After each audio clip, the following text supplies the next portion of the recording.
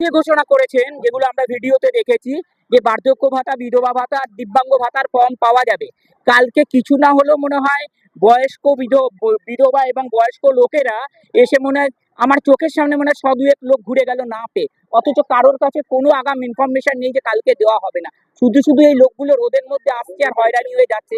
আমরা তো তাও স্কুটি-টুটি নিয়ে আসছি। এমনও অনেক বৃদ্ধা আছে যারা ২ কিলোমিটার ৩ কিলোমিটার পায়ে হেঁটে গেছেন, আবার পায়ে হেঁটে ফিরেছেন।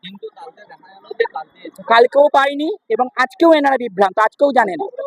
এই যে দেখুন কতগুলো বয়স আপনার পাশেই দাঁড়িয়ে আছে। হ্যাঁ, কিন্তু এরকম তো ঘোষণা ছিল না, না? মানুষ তো শুনে আসছে, কারণ এদের তো নির্দিষ্ট কোনো ইনফরমেশন নেই যে কি হবে কি না হবে। টিভিতে যা দেখেছে, নিউজে যা শুনেছে, তাতে সিএম নিজের মুখে পরিষ্কার বলেছেন যে ১৫, ১৬, ১৭ ৩ দিন যে ক্যাম্প হবে তাতে এই ফেসিলিটি গুলোও দেওয়া হবে, বৃদ্ধাপ্য ভাতা, বার্ধক্য ভাতা, আর উইডো পেনশন আর দিব্যাঙ্গ ভাতা। কিন্তু কালকেও এসে লোক ঘুরে গেছে, আজকেও লোক ঘুরে গেছে। যুবসাথীরও কোনো খবর নেই।